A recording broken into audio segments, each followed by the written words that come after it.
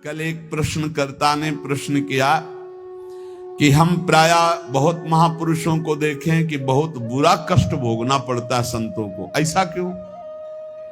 बड़े बड़े पापी हैं ऐसे, उनको कुछ नहीं कष्ट होता, और संत जो भजन कर रहे हैं उनको बहुत ही कष्ट होता है, ऐसा क्यों होता है? ऐसा इसलिए होता है, उसके दो कारण होते हैं। पहला तो इतने करुणा में होते हैं कि वो अपने जनों के आगामी प्रारब्ध को देख लिया और वो जान भी नहीं पाया और प्रारब्ध को घसीट कर अपने शरीर पे डाल लिया और भोग लिया। इतना करुणा में हृदय होता है कि अनंत माताओं का हृदय भी उतना करुणा में नहीं होगा। कोई जान नहीं सकता इस बात को। वो देखा कि हमारे अमुक जन पर प्रारब्ध का आक्रमण होने वाला है, तो प्रारब्ध तो मिटाया नहीं जा सकता, भोगा जा सकता है, तो आओ हम भोगने के लिए तैयार हैं, और वो उनके प्रारब्ध को ले लेते हैं।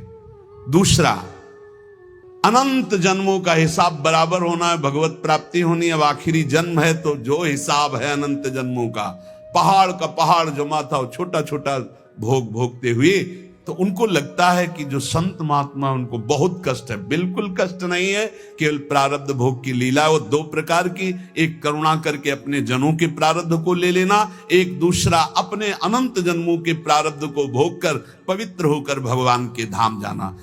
दूसरा, जो पापात्मा जन है, उनके जो वर्तमान के पाप हैं और पूर्व के पुण्य उनके काम कर रहे हैं, इसलिए उनको कष्ट नहीं दिखाई दे रहा। लेकिन जब पूर्व का पुण्य समाप्त हो जाएगा, वर्तमान का पाप और पूर्व का पाप लगे, तब उनकी दुर्गति हो जाएगी। तो ऐसे ही जब हम धाम में या नाम जपने में या भक्ति में चलते हैं तो लोग हमारा उपहास करते हैं, लोग हमें कटु वचन बोलते हैं, उनको द्वेष होता है भक्तों से, वो निंदा करते हैं। तो दुर्वाच्यानि सहस्रशा परिभवान नीचै कृतान कोटिशो। करोड़ों प्रकार से कोई हमें दुर्वचन कहे तो भी हमको चुप रहना है। क्यों चुप रहना? हमें अपना काम बनाना है। वो दुर्वचन बोलेगा, हमारे पाप नष्ट हो जाएंगे, हृदय में जलन होगी ना, तो हमारा हृदय पवित्र होगा। हृदय भगवान के लिए सुंदर महल है, ये सुंदर निकुंज है। नारायण या गौर श्याम को हृदय निकुंज बसइए। बहुत कूड़ा करकट जमा कर लिया गलती करके, उसका नाश होगा। दुर्वाच्यानि सहस्रशा परिभवान नीचै कृतान कोटिशो। नीच पुरुष द्वारा करोड़ करोड़ प्रकार से तुम्हें कष्ट दिया जाए, गाली दे रहे हैं, निंदा कर रहे हैं, उपहास कर रहे हैं, ऐसा व्यवहार कर रहे हैं जो हृदय को जला रहा है, ए सह जाना, पलट कर जवाब मत देना। बहुत जल्दी तुम्हारा हृदय पवित्र हो जाएगा और तुम सदा सदा के लिए सुखी हो जाओगे, और वो जो बोल रहा है वो दुखी हो जाएगा। उमा क्षमा सापहुते भारी। तुम चुप रहो, मत बोलो। भक्ष्याक्षादन वास कुट्य मिलना दुखान्यलम कोटिशा। हो सकता है कि तुम्हें भोजन आदि की व्यवस्था हो, वास की सही व्यवस्था न हो, गर्मी सर्दी आदि सहनी पड़ रही, चुपचाप सह लो। थोड़े दिन का जीवन है, भगवत प्राप्ति करनी है। धाम में ऐसी निष्ठा से रहो, भोजन भी नहीं मिलेगा, कष्ट भी मिलेगा, गालियां मिलेंगी, तो भी हम धाम को नहीं छोड़ेंगे। कामाद्यैरति पीड़या च मनसो वैकल्यमात्यंतिकम। अब इतने बड़े भजनानंदी तो नहीं है कि हम काम विजयी हों, तो ये काम आदि दोष हमारे हृदय को जलाएंगे, पीड़ा देंगे, पर हम किसी से कहेंगे नहीं और कोई चेष्टा नहीं करेंगे, सह जाएंगे। वैकल्य मात्यंतिकम, भारी विकलता होने पर भी हम किसी से नहीं कहेंगे, हम कोई चेष्टा नहीं करेंगे, हम सह जाएंगे। ये सोढ़्वापि वसंत के लिविपने कृष्णश्च तेभ्यो नमः। जो ऐसे श्री राधा और कृष्ण के केल विलास युक्त महल वृंदावन में वास करते, सब कुछ सहते हुए श्रीपाद कहते मैं उनको नमस्कार करता हूं। दोषान्न स्थिर जंगमेशु कलयन कस्यापि नो द्वेजयन। तुम्हें उद्विग्न करेंगे यहां लोग, तुम्हें परेशान कर सकते हैं, पर तुम उनकी निंदा मत करना, उद्विग्न मत होना, उनकी निंदा मत करना, अपने आप को बचा के निकल जाना। ये मानो परमार्थ में आगे बढ़ने के लिए जरूरी है ये बात। दोषान्न स्थिर जंगमेशु, यहां किसी भी जड़ चैतन्य में दोष दर्शन न होने पावे। यद्यपि वो तुम्हें उद्वेग प्रदान करेंगे, भगवत पार्षद हैं, प्रेरित होकर आएंगे, तुम्हें ऐसे वचन बोलेंगे, ऐसी चेष्टा करेंगे, ऐसे उद्वेग प्रदान करेंगे, पर तुम उद्वेग मत कर। किंचित दयत्न लब्ध मित भुक चित्ते पिन स्त्रीक्षणा। यदि तुम्हें कवल दो कवल ही भोजन मिल जाए तो उसी को खा करके दिन व्यतीत कर लो। अभ्यास में बहुत बड़ी सामर्थ्य है, बहुत बड़ी सामर्थ्य अभ्यास में। ये भगवत प्राप्ति जब लक्ष्य हो जाएगी तभी सह सकते हो, अन्यथा नहीं सह पाओगे। अगर कवल दो कवल भी भोजन मिल जाए तो उधर में डाल लिया, पूरा दिन व्यतीत। कवल दो कवल तो बहुत होता है, 3-4 दिन में कभी ऐसे गुड़ मिल जाता था ना गंगा किनारे, गुड़, तो गुड़ पाके एक कमंडल जब गंगा जल पीते थे तो ऐसे भगवान की तरफ, कितने कृपालु भगवान हो, ऐसे एकांत में भी आप हमारे उदर पोषण को देते हो।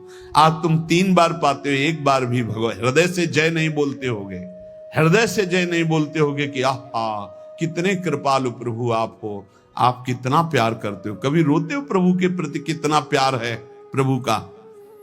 हर व्यवस्था है लेकिन कभी एकांत में जय जयकार हृदय से नहीं कर कि आपकी कितनी अपार कृपा है नाथ हम पर। और कह रहे मितभुक चित्ते पिन स्त्री क्षणा, एक क्षण के लिए भी वृत्ति काम भोग के लिए किसी माता बहन की तरफ गंदी भावना से न जाने पावे। धाम में वास करते हो, ऐसी गलती ना होने पावे। श्री राधा मुरली धरोज्वल यशहा श्रणवन गृणन संस्मरन यो वृंदावन मावसेन मधुर धीर धन्याय तस्मै नमः। जो हर समय राधा मुरलीधर का निरंतर नाम जप करता है, यशोगान करता है, किसी माता बहन की तरफ काम भाव से एक क्षण भी नहीं देखता है, थोड़ा कवल दो कवल मिल जाए उसी से काम चला लेता है, रात दिन भजन में है पर लोग उसे गाली देते हैं, लोग उसको दुर्वचन बोलते हैं पर वो कुछ नहीं बोलता, सह जाता है। तो श्रीपाद कह रहे हैं धन्याय तस्मै नमः, वो धन्य हो गया, मैं उसे नमस्कार करता हूं। ऐसा हमारा जीवन श्रीधाम वृंदावन के प्रति समर्पित हो। भावना कभी मिथ्या या कल्पना नहीं होती। उपासक को भाव से ही रसास्वादन मिलता है। भावोत्सवेन भजताम रसकाम धेनुम तम राधिका चरण रेणु मामिस्म। यदि भाव नहीं उत्पन्न हुआ तो अभी जीवन सुन। साधना की अवस्था में आपको लाभ मिला है क्या? भाव। भाव साधु को, साधक को, भक्त को, उपासक को उपलब्धि हुई है तो क्या उपलब्धि हुई? भाव।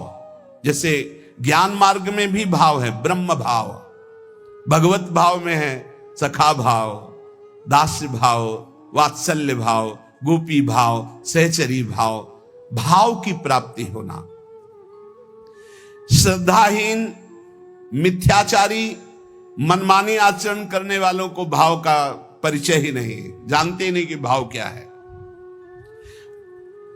सच्ची मानिए, जिस दिन आप भाव में डूबने लगेंगे आपको कहीं जाने आने की जरूरत नहीं। यहां के ठाकुर का दर्शन नहीं हुआ तो विश्व में कहीं भी दर्शन करे और शांति नहीं मिलने वाली।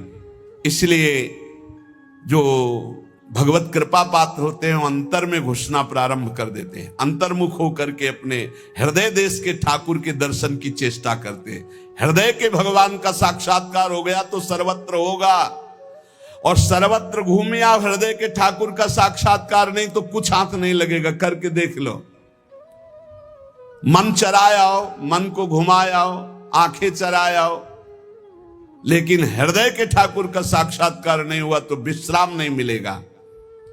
देखो, ये भाव राज्य है, इसमें स्थूल से सूक्ष्म, सूक्ष्म से सूक्ष्मतर और सूक्ष्मतर से सूक्ष्मतम में प्रवेश होता है।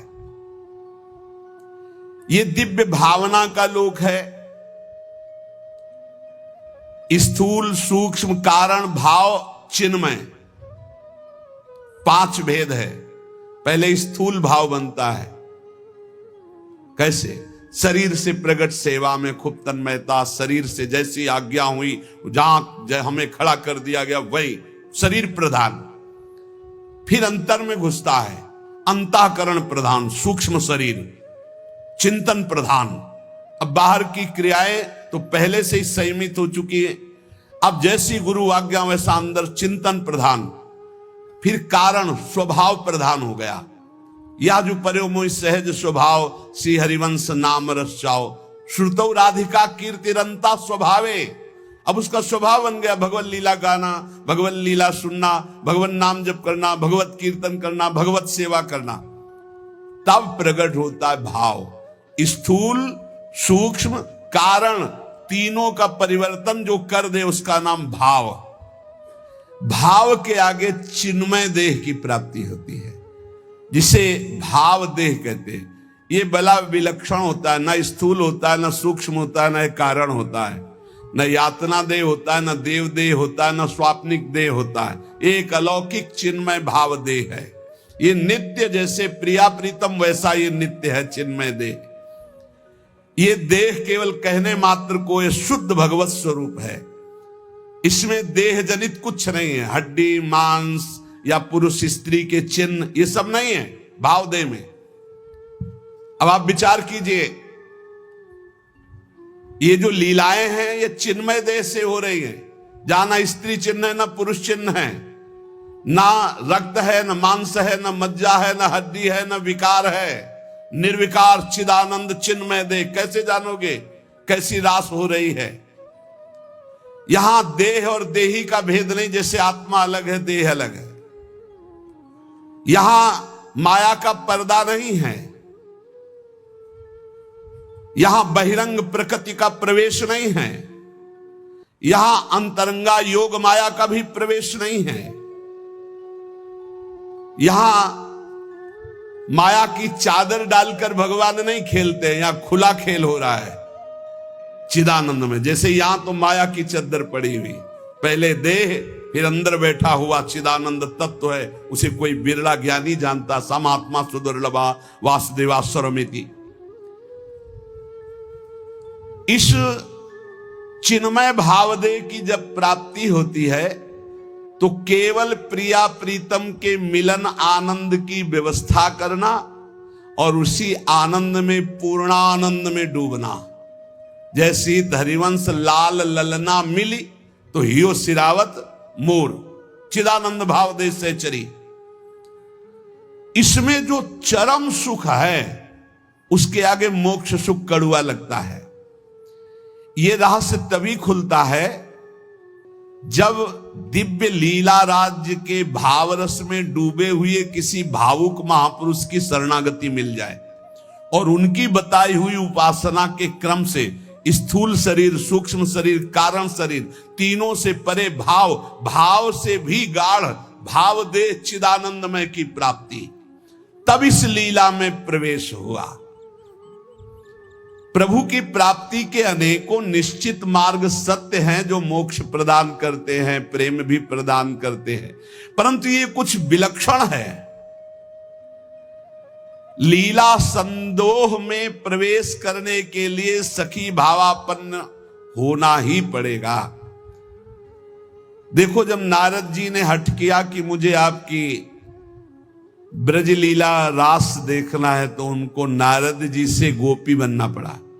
अर्जुन जी को भी गोपी बनना पड़ा। भगवान शंकर जी ने जब चाहा तो इनको भी गोपी बनना पड़ा। ब्रज लीला के रास में अर्जुन को, नारद जी को, भगवान शंकर को गोपी बन करके प्रवेश दिलाया। लेकिन नवनिवृत्त निकुंज में तो सहचरी भाव के बिना प्रवेश। तीन गोपिन ते दुर्लभ माई, नित्य विहार सहज सुखदाई। यहां धाम परिकर खगमृग पशु पंछी सब चिदानंद। यहां दो नहीं, सब एक है। प्रिया लाल खग मृग पशु पंछी वृंदावन सहचरिया सब का सब एक ही परम तत्व हित प्रेम। प्रेम, ये प्रेम का वैभव। इस नित्य परिकर में भाव देह से सम्मिलित हुआ जाता है। भाव देह के बिना रास और विलास ये परम गुह्य रहस्य है, इसे कोई नहीं जान सकता। ये तर्कों के द्वारा, विद्वता के द्वारा, शास्त्रों के द्वारा प्रमाणित नहीं किया जा सकता, क्योंकि जितने प्रमाण दोगे सब योग माया के अंतर्गत होंगे। योग मायातीत, पहले तो मायातीत मलिन त्रिगुण माया, सतोगुण रजोगुण तमोगुण, फिर इससे भी विशुद्ध जो योग माया है उसके ऊपर जब जाओ तब नवनिभृत निकुंज का रस। न लोक संग्रह है, न जगत के प्राणी हैं, न जगत की भावनाएं हैं, न जगत का भोग है। एक अलौकिक दिव्य धाम नवनिभृत निकुंज, जहां एक से भिन्न कुछ भी नहीं, ना लोक, ना जगत, ना प्राणी, न वस्तु, न सूर्य, न चंद्रमा, न शरीर, सब चिदानंद, सब प्रेममय। वृंदावन प्रेममय, खगन पशु पंछी प्रेममय, यमुना जी प्रेममय, प्रियालाल प्रेम के खिलौना दो खेलत है प्रेम, प्रेम प्रेम प्रेम। और चिदानंद देह को सुन चुके हैं आप, निर्विकार, स्त्री पुरुष चिन्हों से रहित। चिदानंद में देह तुम्हारी, विगत विकार जान अधिकारी। नित्य दिव्य रसमयी रासलीला का रहस्य ये माया मुग्ध मानव किसी भी तरह से नहीं जान सकता। हृदय में जब तक कोई भी वासना है तब तक प्रियालाल को कोई नहीं जान सकता। रास के ज्ञान को जानने के लिए ब्रह्मज्ञानी भी नहीं परिपूर्ण है कि ब्रह्म ज्ञान हो गया तो रास का ज्ञान उसे हो जाएगा। बड़ा खींचातानी करके वो कहते हैं आत्मविलास हो ऐसा, ये अलग देश है। अगर एक खींचातानी वही ज्ञान से होता तो परम ज्ञानी जो महान पुरुष श्री सुखदेव जी हैं वो सीधे आत्मविलास का वर्णन करते।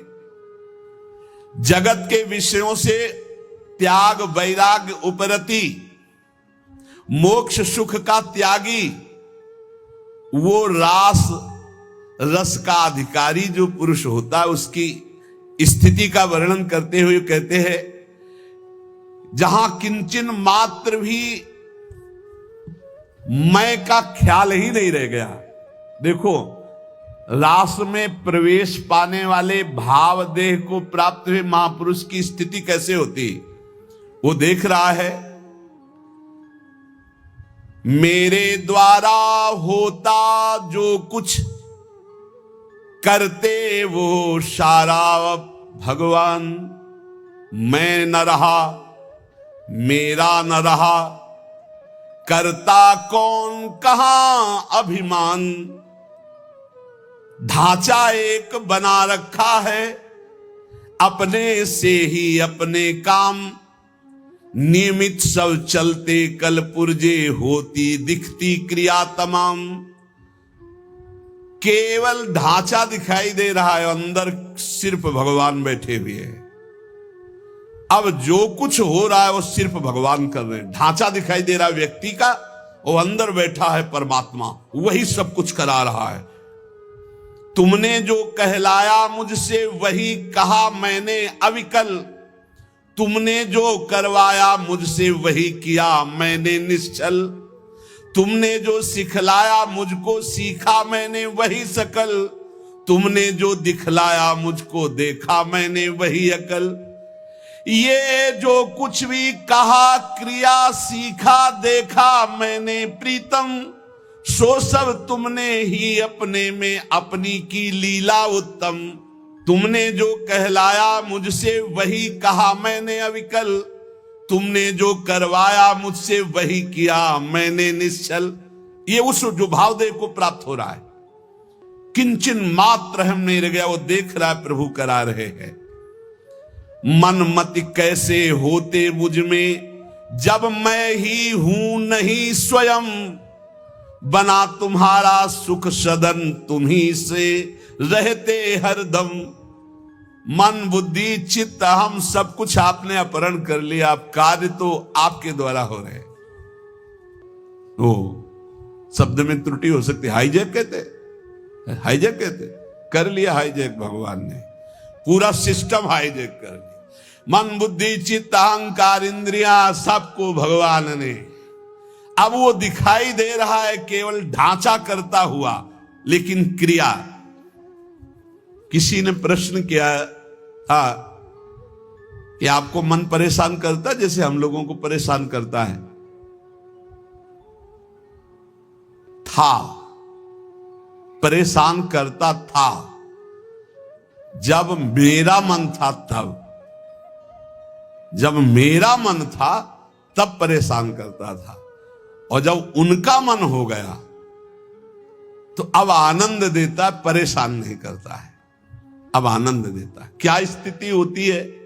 मेरे मन में नित प्रविष्ट रहे ईश्वर का मन करता काम, ईश्वर के मन के ही होते उदय दिव्य संकल्प ललाम।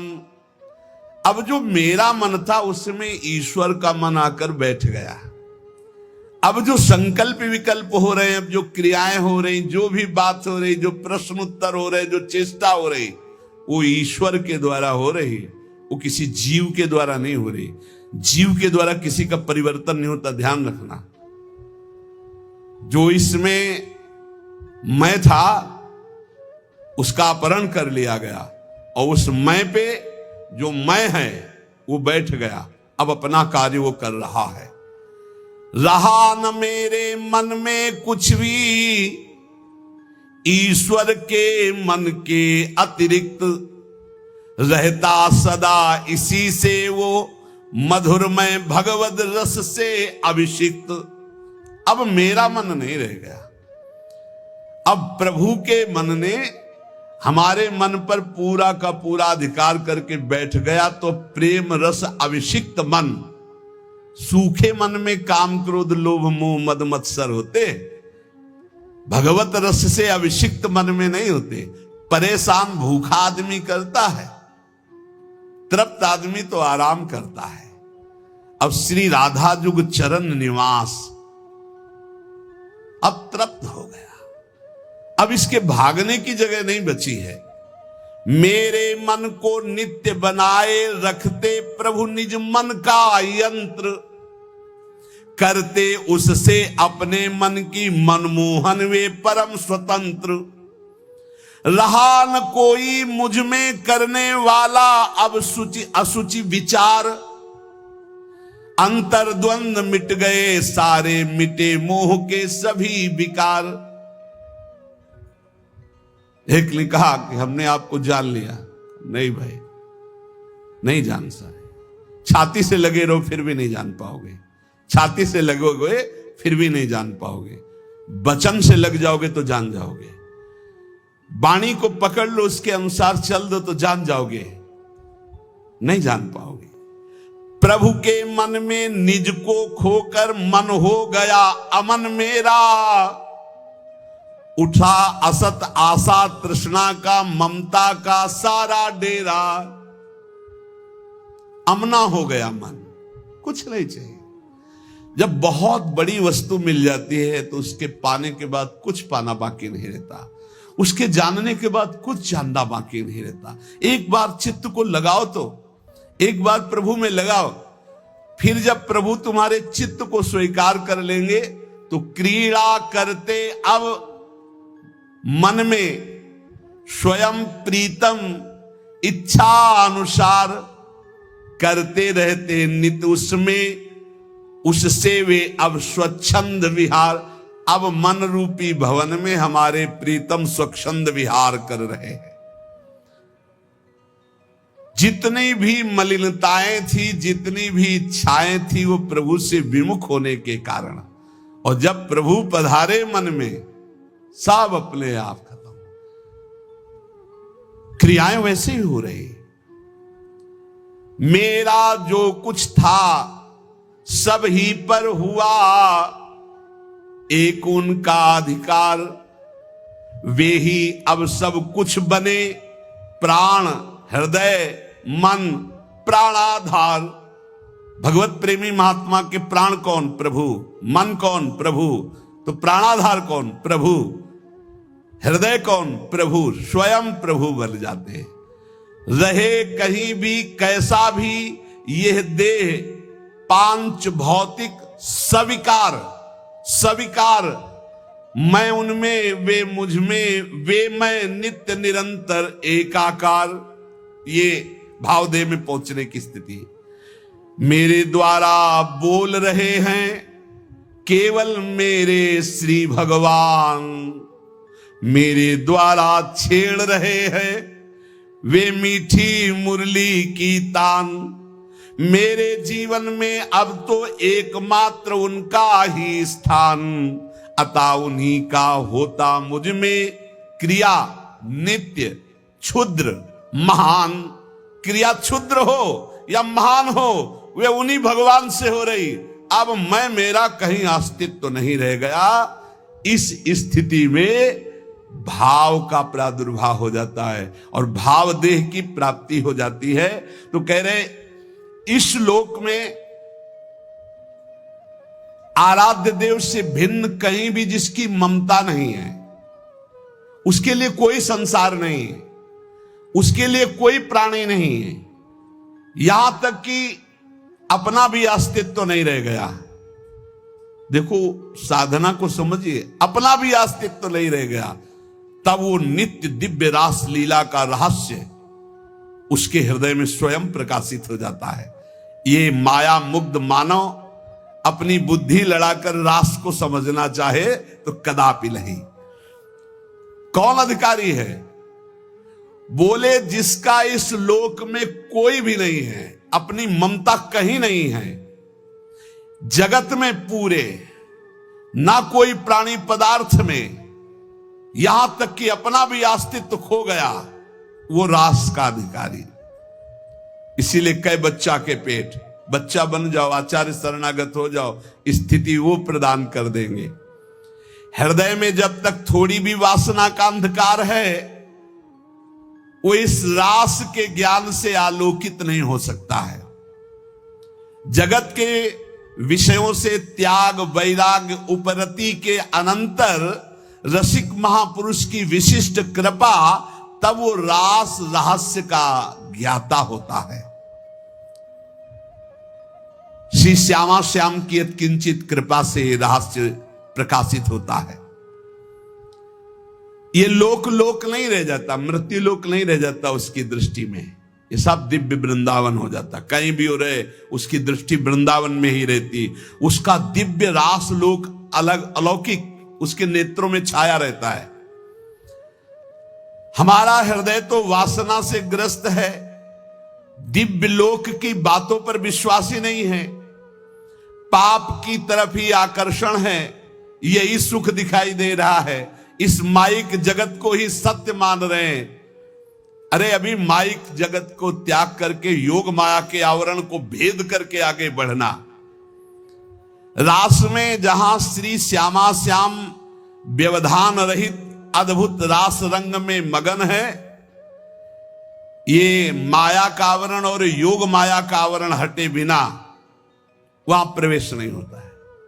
वहां का वस्त्र, वहां के शरीर, वहां के खेल सब व्यवधान रहित मायातीत योग मायातीत दिव्य प्रेममय है। वस्त्र भी प्रेम के, वस्त्राभूषण भी प्रेममय। ये नित्य परिकर जो प्रिया प्रीतम का है, इसी के आश्रय से इस परिकर में प्रवेश होता है। ये जो सखी आई, श्री स्वामी हरिदास जी महाराज, ललिता सखी जी, श्री हरिवंश महाप्रभु हित सजनी जी, ये जो नित्य परिकर है किशोरी किशोर का, इन्हीं की कृपा से इधर सोच बढ़ती नहीं, कल्पना भी नहीं कर सकते आप। संभाव्योपि विरंचि नारद शिवो स्वयं भुवाद्यैर नया। इतना आवरण माया का है, इसी को भेद पाना बड़ा कठिन है। देखो उस दिन कह रहे थे काल के भी महाकाल जिनकी सेवा में रहते हैं, यहां लिखा है जहां काल के भी महाकाल नित्य कालातीत प्रभु दैन्य भाव लिए हुए विराजमान हैं। दैन्य भाव, यद्यपि सकल लोक चूड़ामणि दीन अपन पो माने, प्रीति की रीति रंगीलो ही जाने। इस हेलो एवरीवन, राधे राधे, जय Shri Krishna. Thank you so much guys, video देखने के लिए आप लोगों का बहुत बहुत धन्यवाद, तहे दिल से शुक्रिया। और हाँ गाइज, आप लोगों का जो भी कमेंट हो, जो कुछ भी आप लोग पूछना चाहें ना, तो आप लोग हमें कमेंट बॉक्स में पूछ सकते हैं, ठीक है। हम रिप्लाई देंगे आप लोगों का। और बहुत बहुत धन्यवाद, थैंक यू सो मच। और हाँ, नाम जाप करते रहें, क्योंकि कहा गया है कि कलयुग केवल नाम आधारा, सुमिर सुमिर नर उतरहु पारा। इस संसार में सब कुछ जो कुछ भी आप देखते हैं ना, सब चीज़ें बदलती हैं, और जो चीज़ें बदलती हैं सब माया है। सत्य हमेशा एक रहता है, अडिग रहता है। सत्य कभी भी नहीं बदलता है, चाहे कुछ भी हो जाए। इसलिए प्रभु का नाम लीजिए, उनसे आस्था लगाइए, उनसे प्रीति लगाइए, यही हम लोगों का सच्ची कमाई है। ओके, तो नाम जाप करते रहें, लोगों का हेल्प करें, जो लगे सही है उसका हेल्प करिए। जय श्री कृष्णा।